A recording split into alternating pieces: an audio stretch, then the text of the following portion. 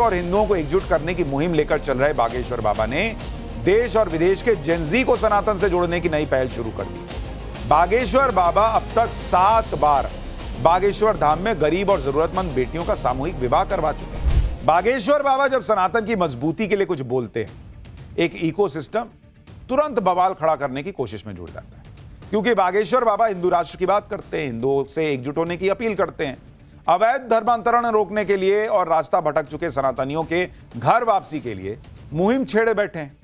इसी मुहिम को आगे बढ़ाते हुए बागेश्वर बाबा ने हिंदू बेटियों को अवैध धर्मांतरण से बचाने के लिए दुर्गा काली वाला बयान क्या दिया। घेरने के लिए तैयार बैठे इकोसिस्टम को नया हथियार मिल गया।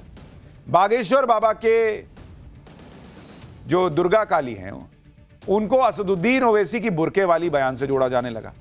बागेश्वर बाबा को मुसलमान विरोधी ठहराया जाने लगा। इधर ये इकोसिस्टम बागेश्वर बाबा को घर वापसी पर घेरने में जुटा है। उधर यूपी में आरएसएस प्रमुख मोहन भागवत के घर वापसी पर दिए बयान पर भी हंगामा मच गया। बात मां का दूध पिया है से लेकर आतंकी अजमल कसाब तक पहुंच गई भाई। आज पाठशाला में बागेश्वर बाबा की दुर्गा काली और ओवैसी की बुरके वाली के बीच तगड़े घमासान की वजह बताऊंगा। साथ ही हिंदू एकता की मुहिम छेड़े बागेश्वर बाबा से जेनजी कैसे जुड़ता जा रहा है, मोहन भागवत और मौलाना के बीच क्या तनाव तकरार चल रही है, वो भी आपको दिखाऊंगा। लेकिन पहले इसकी एक झलक देखिए। आप पहनने वाली बेटी इस देश की वजीर आजम बनेगी इंशाअल्लाह ताला। उनकी पीड़ा सबसे ज्यादा इस बात को लेकर के है कि कहीं हैदराबाद को ये भाग्यनगर न बनाते हैं। देखिए, सबसे पहले बात बागेश्वर बाबा के दुर्गा काली वाले बयान की, जिस पर तगड़ा घमासान मचा हुआ। इन दिनों बागेश्वर बाबा मध्य प्रदेश के डबरा में नवग्रह शक्ति पीठ के प्रतिष्ठा समारोह में पहुंचे, जहां उनके दरबार में सनातनी भक्तों का गजब का जनसैलाब उमड़ा हुआ है। इसी दौरान बागेश्वर बाबा ने श्रद्धालुओं को सनातन की महान परंपराओं के बारे में बताते हुए सही राह पर चलने के लिए मां दुर्गा और मां काली से सीख लेने की अपील कर दी। बागेश्वर बाबा ने कहा कि दुर्गा बनो, काली बनो, पर कभी बुरके वाली मत बनो। बाबा बागेश्वर बिना लाग लपेट के बोलते हैं। उन्होंने जो हिंदू बेटे बेटियां हैं उनको कहा कि भाई तुम्हारे अंदर खोट होगी तभी तुम बिगड़ोगे। इस पर वो कह रहे थे और कहते कहते बोल गए कि भाई धर्मांतरण मत करना। बाबा बागेश्वर का यह बयान ओवैसी को तगड़ा जवाब माना जा रहा है, क्योंकि ओवैसी मुसलमान वोट के लिए एक सपना दिखा चुके हैं कि इस देश में बुरके वाली, हिजाब वाली सीएम या पीएम बनेगी। ओवैसी का वो बयान भी एक बार याद कीजिए, फिर आगे की बात बताता हूं। बाबा साहिब अंबेडकर का जो संविधान है वो ये कह सकता है कि कोई भी भारत का नागरिक वजीर आजम बन सकता है, सदर जमहूरिया बन सकता है, चीफ मिनिस्टर बन सकता है, मेयर बन सकता है। और असदुद्दीन ओवैसी का ख्वाब यह है कि एक दिन आएगा इस देश में इंशाअल्लाह ताला, शायद हम और आप नहीं रहेंगे मगर देखना, एक हिजाब पहनने वाली बेटी इस देश की वजीर आजम बनेगी इंशाअल्लाह ताला। यानी ओवैसी जैसों को अब बाबा बागेश्वर ने जवाब दिया है। हालांकि ऐसा नहीं कि बागेश्वर बाबा ने पहली बार बुरके वाला कोई बयान दिया है, इससे पहले भी वो कई बार इस तरह का बयान दे चुके हैं। ऐसे में बागेश्वर बाबा के इस बयान की वजह भी समझना जरूरी है।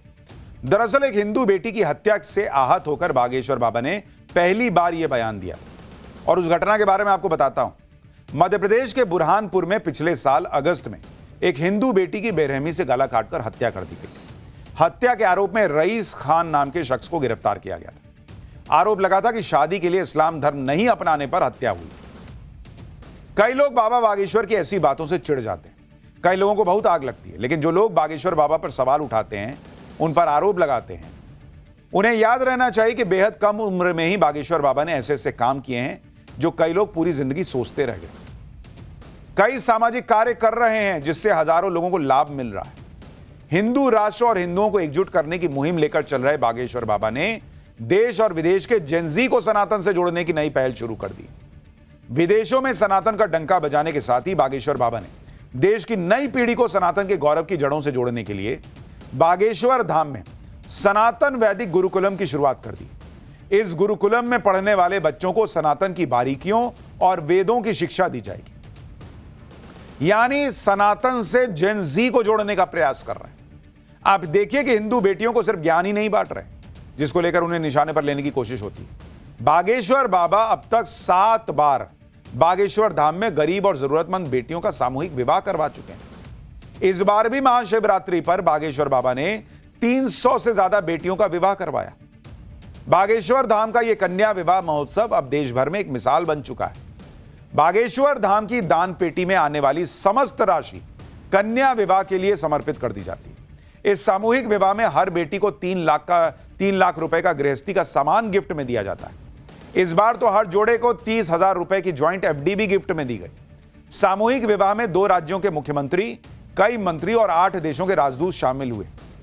कई हस्तियां शामिल हुई जो दूल्हा दुल्हन को आशीर्वाद देने पहुंचे थे। तो जो लोग पूछते हैं कि बागेश्वर बाबा इतना पैसा लेते हैं कथा करने का, ये करते हैं वो अरे भैया पैसा लगाते कहां वो भी तो देखो।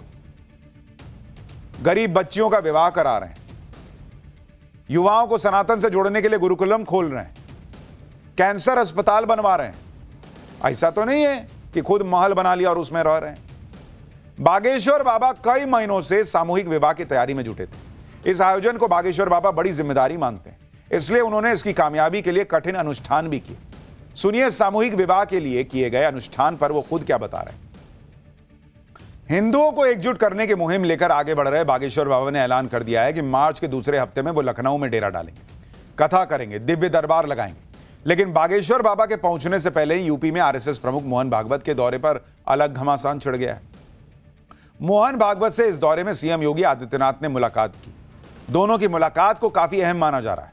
दोनों के बीच करीब आधे घंटे तक बात हुई। इस बीच मोहन भागवत ने लखनऊ में एक बार फिर से हिंदुओं की घटती आबादी और घर वापसी पर बात की है।